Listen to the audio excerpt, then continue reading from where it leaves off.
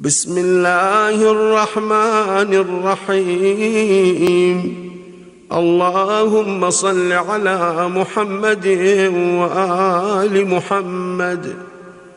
عن جابر بن عبد الله الأنصاري عن فاطمة الزهراء عليها السلام بنت رسول الله صلى الله عليه وآله وسلم قال: سمعت فاطمة أنها قالت: دخل علي أبي رسول الله في بعض الأيام فقال: السلام عليك يا فاطمة. فقلت: عليك السلام. قال: إني أجد في بدني ضعفا. فقلت له: أعيذك بالله يا أبتاه من الضعف. فقال: يا فاطمة، ائتيني بالكساء اليماني فغطيني به. فأتيته بالكساء اليماني فغطيته به، وصرت أنظر إليه وإذا وجهه يتلألأ كأنه البدر في ليلة تمامه وكماله. فما كانت إلا ساعة وإذا بولد الحسن قد أقبل وقال: السلام عليك يا أماه. فقلت: وعليك السلام يا قرة عيني وثمرة فؤادي. فقال: يا أماه، إني أشم عندك رائحة طيبة كأنها رائحة جدي رسول الله صلى الله عليه وآله وسلم. فقلت: نعم، إن جدك تحت الكساء. فأقبل الحسن نحو الكساء وقال: السلام عليك يا جداه يا رسول الله، أتأذن لي أن أدخل معك تحت الكساء؟ فقال: وعليك السلام يا ولدي ويا صاحب حوضي، قد أذنت لك. فدخل معه تحت الكساء، فما كانت إلا ساعة وإذا بولد الحسين عليه السلام قد أقبل وقال: السلام عليك يا أماه. فقلت: وعليك السلام يا ولدي ويا قرة عيني وثمرة فؤادي. فقال لي: يا أماه، إني أشم عندك رائحة طيبة كأنها رائحة جدي رسول الله. فقلت: نعم، إن جدك وأخاك تحت الكساء. فدنا الحسين نحو الكساء وقال: السلام عليك يا جداه، السلام عليك يا من اختاره الله، أتأذن لي أن أكون معكما تحت الكساء؟ فقال: وعليك السلام يا ولدي ويا شافع أمتي، قد أذنت لك.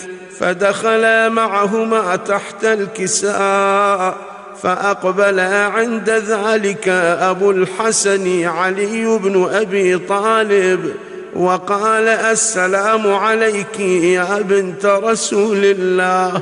فقلت: وعليك السلام يا أبا الحسن ويا أمير المؤمنين. فقال: يا فاطمة، إني أشم عندك رائحة طيبة كأنها رائحة أخي وابن عمي رسول الله. فقلت: نعم، ها هو مع ولديك تحت الكساء. فأقبل علي نحو الكساء وقال: السلام عليك يا رسول الله، أتأذن لي أن أكون معكم تحت الكساء؟ قال له: وعليك السلام يا أخي ويا وصي وخليفتي وصاحب لوائي، قد أذنت لك. فدخل علي تحت الكساء، ثم أتيت نحو الكساء وقلت: السلام عليك يا أبتاه يا رسول الله، أتأذن لي أن أكون معكم تحت الكساء؟ قال: وعليك السلام يا ابنتي ويا بضعتي، قد أذنت لك. فدخلت تحت الكساء، فلما اكتملنا جميعا تحت الكساء أخذ أبي رسول الله بطرفي الكساء وأومأ بيده اليمنى إلى السماء وقال: اللهم إن هؤلاء أهل بيتي وخاصتي وحامتي، لحمهم لحمي ودمهم دمي، يؤلمني ما يؤلمهم ويحزنني ما يحزنهم، أنا حرب لمن حاربهم وسلم لمن سالمهم وعدو لمن عاداهم ومحب لمن أحبهم، إنهم مني وأنا منهم. فاجعل صلواتك وبركاتك ورحمتك وغفرانك ورضوانك علي وعليهم، وأذهب عنهم الرجس وطهرهم تطهيرا.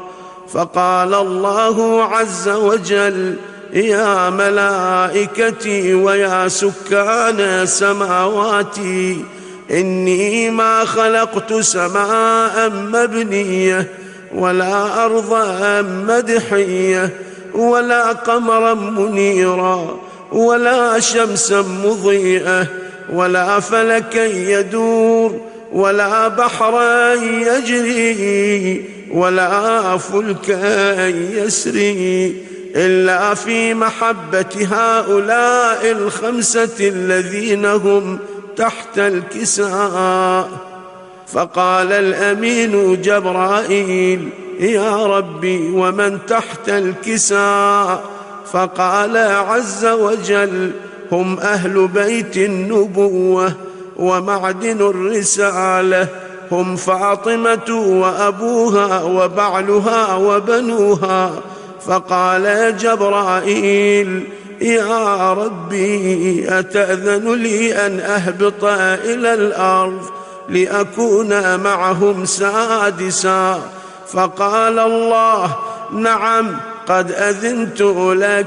فهبط الأمين جبرائيل وقال: السلام عليك يا رسول الله، العلي الأعلى يقرئك السلام ويخصك بالتحية والإكرام ويقول لك: وعزتي وجلالي إني ما خلقت سماء مبنية ولا أرضا مدحية ولا قمرا منيرا ولا شمسا مضيئة ولا فلكا يدور ولا بحرا يجري ولا فلكا يسري، إلا لأجلكم ومحبتكم، وقد أذن لي أن أدخل معكم، فهل تأذن لي يا رسول الله؟ فقال رسول الله: وعليك السلام يا أمين وحي الله، إنه نعم قد أذنت لك. فدخل جبرائيل معنا تحت الكساء، فقال لأبي: إن الله قد أوحى إليكم يقول: إنما يريد الله ليذهب عنكم الرجس أهل البيت ويطهركم تطهيرا. فقال علي لأبي: يا رسول الله، أخبرني ما لجلوسنا هذا تحت الكساء من الفضل عند الله.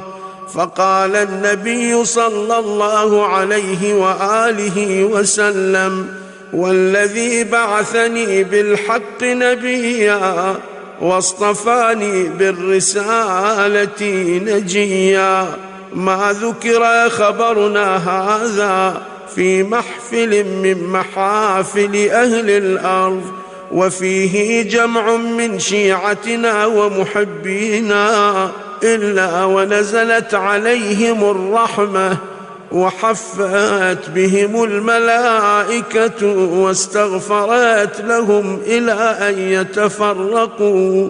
فقال علي عليه السلام: إذن والله فزنا وفاز شيعتنا ورب الكعبة.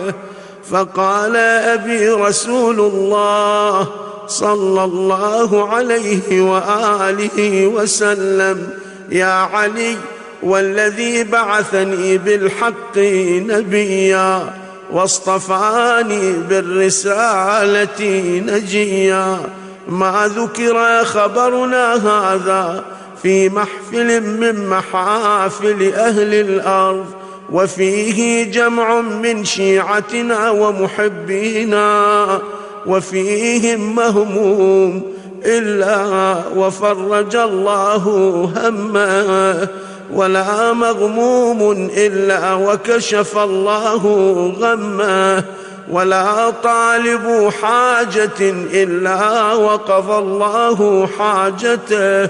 فقال علي عليه السلام: إذن والله فزنا وسعدنا، وكذلك شيعتنا فازوا وسعدوا في الدنيا والآخرة ورب الكعبة.